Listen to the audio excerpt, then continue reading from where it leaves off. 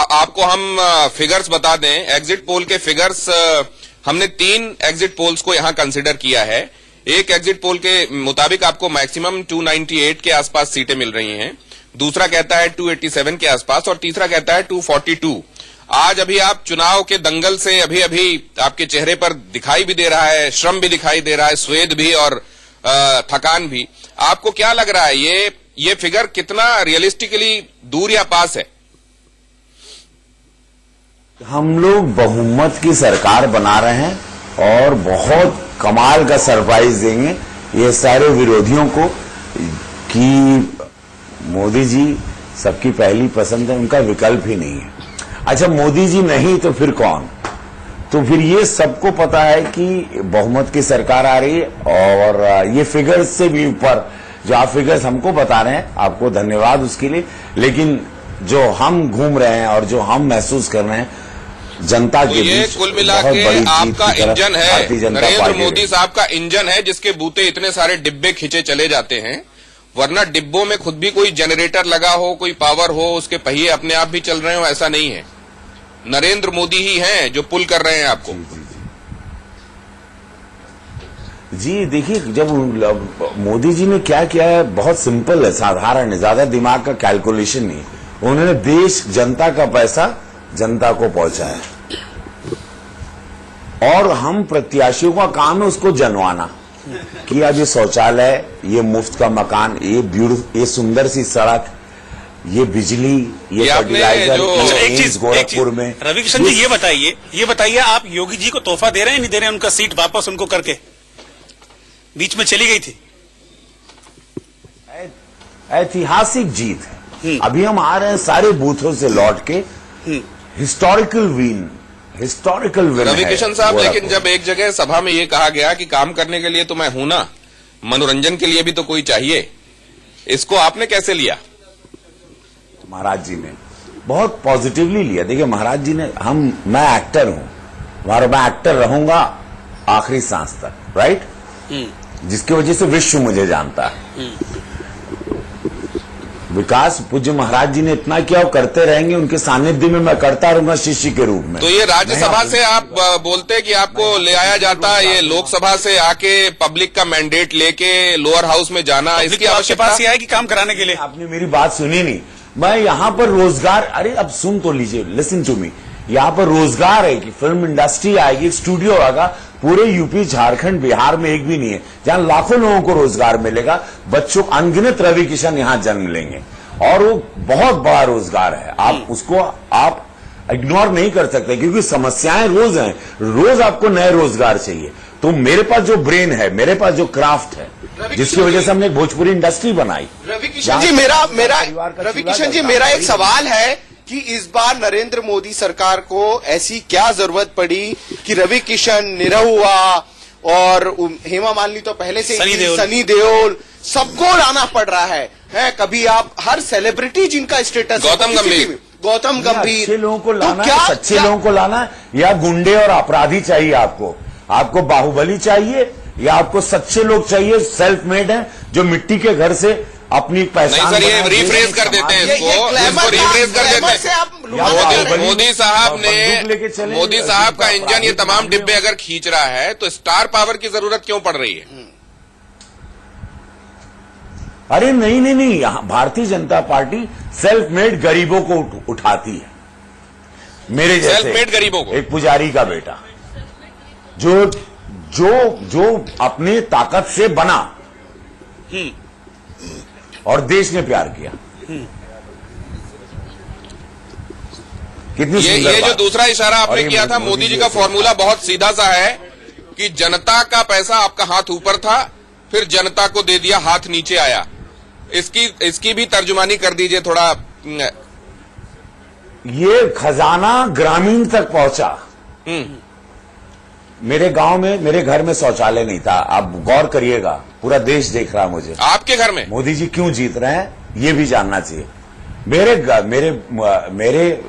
Village में शौचालय नहीं था, मिट्टी के घर में, सड़क नहीं थी, बिजली नहीं था, हम लोगों ने अंधेरों में निकाल। हमारे पर किसानों के लिए, मेरे पापा किसान, कुछ नहीं, ना पेंशन सोचा गया। 5 लाख रुपए 50 करोड़ परिवार को मेडिकल किसी ने नहीं सोचा। आजादी के बाद आपको बिजली मिल रही है, सोचा जी, इस बार राहुल गांधी ने सोच लिया 72,000 आजादी के बाद आपको एम्स मिल रहा है। रवि किशन जी, राहुल गांधी ने सोचा इस बार, वो कह रहे हैं 72,000 रुपए देंगे। कहां से दे रहे हैं? 72,000 राहुल जी कहां से दे रहे हैं? जब आप 3.5 लाख करोड़ रुपए उद्योगपतियों जब आप 2 करोड़ रोजगार दे सकते हैं, देश के उद्योगपतियों को 3.5 हैं? करोड़ रुपए माफ करने का है मोदी सरकार के अरे पास। मोदी जी 1 लाख करोड़ रुपए आप देकर के जो है पैसा देश से चलिए, बाहर भगा देते ये इसमें बहुत ज्यादा रवि गरीबों को किशन को शायद 72,000 फंसाना रुपए ठीक देने नहीं का होगा। नहीं वो है। बेचारे पहले ही सेल्फ मेड गरीब वाली बात, क्योंकि वो पहले आप जानते हैं वो मूलतः एक एक्टर है, वो खुद भी मान चुके हैं। लेकिन रवि किशन साहब, ये वहां के कास्ट एरिथमेटिक्स को आप कैसे आप समझते हैं कि आप पार करेंगे? वहां का जो एक निषाद फैक्टर है और वहां के जो दूसरे मुद्दे, असल मुद्दे वहां के जो हैं, वहां पे जो मेनिंजाइटिस वाला मुद्दा है, ये तमाम मुद्दे, इसको कैसे आप चक्रव्यूहों को तोड़ते हुए आगे बढ़ेंगे? देखिए, एम्स आ गया है 150 एकड़ में, राइट? निषाद समाज ने टूट के आज हमको वोट किया। जब उनको पता चला कि उनको भी मुफ्त में मकान मिला, उनको भी शौचालय मिला है, और उसके बाद मोदी जी जीत रहे हैं और उनके पार्टी का विलय हमारी पार्टी के साथ हो गया। अच्छा, जो जौनपुर समाज से हमारे साथ पूरा, जौनपुर से ऐसी भी आपने जातियों ने हमको वोट दिया है जो कभी नहीं वोट जौनपुर से आपने इलेक्शन जो देखा और जो गोरखपुर से आज आपने इलेक्शन देखा, इसमें क्या फर्क आपको नजर आया? जौनपुर से मैं डंडा बल्ली मंच खुद लगाता था, पोस्टर खुद लगाता था। यहां मैं बड़ा भाग्यशाली हूं, मेरे गृह माता पिता के पूज्य महाराज जी की कृपा, मुझे कैडर मिला है। मुझे खाली सुबह उठना था और मुझे प्रचार में 45 डिग्री में दौड़ना था, हर चीज प्लान थी। मतलब आपके लिए पेपर आउट था, संगठन, एग्जामिनेशन बहुत नहीं देना पड़ा, पेपर आउट था। मोदी जी का नाम था, साथ में महाराज जी का साथ था, तो रवि किशन जी की नैया वैसे ही पार लग जानी थी। ठीक है, सच है, हमने वैसे किया क्या एक बार बताएं। अब ये मैं भाग्य कहूंगा, शिव का भक्त हूं, गोरक्षनाथ बाबा बुलाए हमको, पूज्य महाराज जी ने पूरा, ये मैं इसका कोई आपके साथ गोई की दाद देते हैं, देना चाहूंगा। आपके साथ गोई की दाद देते हैं। शिव प्रताप शुक्ला साहब हमारे साथ जुड़े हुए थे। रवि किशन साहब, ऐसे लोग कम मिलते हैं सियासत में जो दिल की बात को जुबान तक लाएं और सच सच बोलें। बहुत धन्यवाद आपका हमारे साथ जुड़ने के लिए। अब अनुराग ठाकुर इस वक्त हमारे साथ जुड़ गए हैं। आज अनुराग ठाकुर हमीरपुर से सांसद हैं 3 बार के, और चौथी बार उनकी किस्मत दांव पर है। अनुराग जी, सबसे पहले तो आपकी कॉन्स्टिट्यूंसी के बारे में बात कर लेते हैं। इस बार इंतजार या चौथी बार? फोन कट गया भाई। अभी इंतजार, फोन कनेक्ट हो जाए उसके बाद फिर चलते हैं। और चौथी बार जीत करेंगे जी। और हिमाचल की मैं बात करूं तो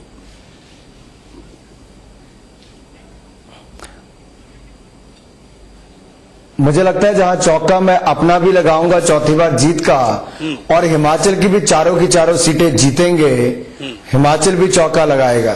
बहुत सारे लोग कहते हैं कि अनुराग ठाकुर का जो कद बढ़ रहा था या बढ़ रहा उस समय था और हो सकता था, वो असल में कहीं पे कट टू साइज भी किए गए।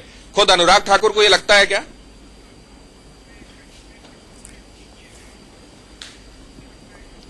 मुझे लगता है जब मैंने कभी ये सोचा भी नहीं था कि मैं सांसद बन सकता हूं, तो मुझे 3 बार हमीरपुर संसदीय क्षेत्र की जनता ने सांसद बनाया। भारतीय जनता पार्टी ने 3 बार टिकट दी, अब चौथी बार भी दिया है। जब मैं कभी सोचता नहीं था मैं युवा मोर्चा का राष्ट्रीय अध्यक्ष बन पाऊंगा, मैं सबसे लंबे समय तक युवा मोर्चा का राष्ट्रीय अध्यक्ष बना। और मुझे लगा कि ये सब आप अपना काम करें, मेहनत करें, आपको सब मिलता है। आप किसी पद के पीछे भागेंगे तो बहुत कुछ नहीं मिलता आपको। मैंने ना कभी कोई पद चाहा था, मैं अब केवल अपनी मेहनत करता हूं, जो पद मिल जाए। हमारे साथ शीला जी जुड़ी हुई हैं, वरिष्ठ पत्रकार। जी नमस्कार, मैं शीला भट्ट बोल रही हूँ। कैसे हैं आप? अनुराग जी, कैसे हैं?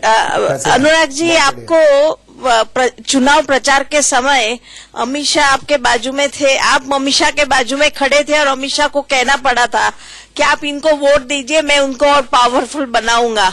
तो इसके मतलब बहुत सारे निकलते हैं। एक ये निकलता है कि आप वीक विकेट पे थे तो अमित शाह को आपको ऑक्सीजन भरना पड़ा, या ये हो सकता है कि आप मिनिस्टर बनने वाले। कौन सा अर्थ आपके अनुसार सही है?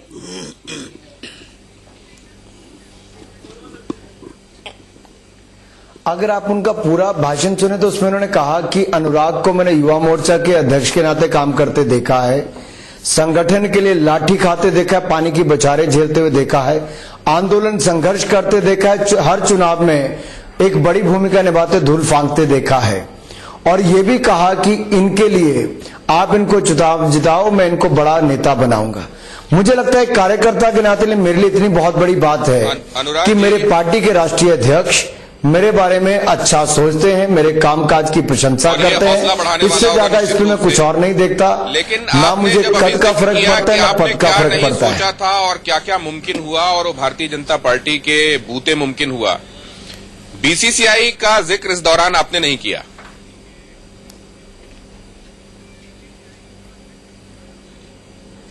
बीसीसीआई मुझे भारतीय जनता पार्टी के कारण नहीं मिली। मैं क्रिकेट से राजनीति में आने से बहुत पहले का जुड़ा हूं। सन 2000 से मैं हिमाचल क्रिकेट संघ का अध्यक्ष हूं। 2000 से लेकर 2014, 15, 17 तक मैं क्रिकेट के साथ जुड़ा रहा। तो मुझे लगता है वो पार्टी के नाते नहीं, मैं पार्टी में आने से पहले से उससे जुड़ा हूं। अनुराग जी, आपने कहा अभी कि आप चौका लगाने वाले हैं जीत का, तो क्या उसके बाद चौका लगाने के बाद आप वहां भी सफाई का चौका लगाएंगे बीसीसीआई में?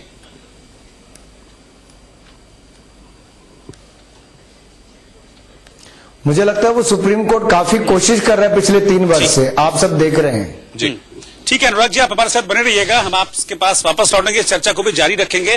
कुछ आंकड़े हम दिखाते हैं पश्चिम बंगाल की पहले जरा, जो एग्जिट पोल में निकलकर सामने आए हैं। पश्चिम बंगाल क्या कह रहा है, पश्चिम बंगाल किस हिसाब से वोट किया है पश्चिम बंगाल ने 42 सीटों पर।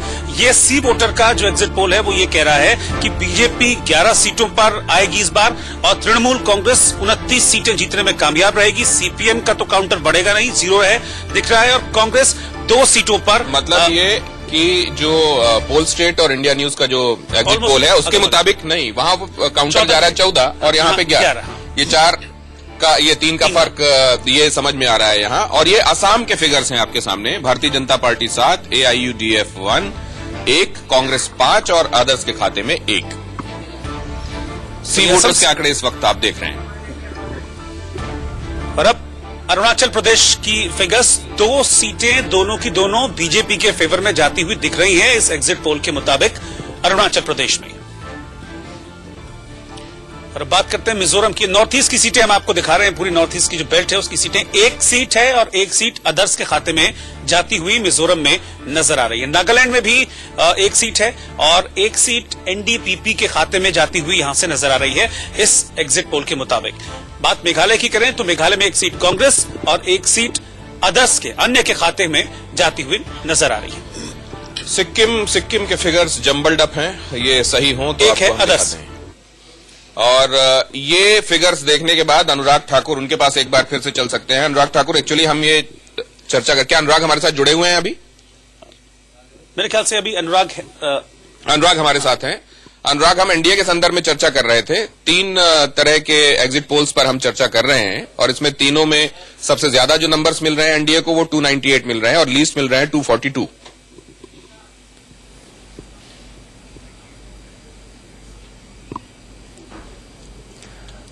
मुझे लगता है जब 23 तारीख को रिजल्ट आएंगे तो बड़ी clear majority Bharatiya Janata party को मोदी जी के नेतृत्व में मिलेगी। 2014 में भी सब ये कहते थे कहां भाजपा जीत पाएगी, कहां सरकार बनाएगी। अपने बलबूते पर उस समय भी सरकार बनाई। और आप मेरी बात का विश्वास मानिए, आपकी उज्ज्वला योजना हो, पीएम किसान सम्मान निधि हो या देश की सुरक्षा के लेकर मुद्दे हो या मोदी जी की ओवरऑल नीतियों की बात हो, एक साफ नेतृत्व और मजबूत नेतृत्व जो दिया है और भारत को जो आगे बढ़ाया और मान सम्मान दिया, इसका आम जनमानस में बहुत बड़ा प्रभाव है और ये भारतीय जनता पार्टी को पूर्ण बहुमत दिलाएगा। और अब 23 तारीख को सुबह से मैं आपके साथ जुड़ जाऊंगा। आप देखिएगा 272 का आंकड़ा अकेले बीजेपी पार करेगी।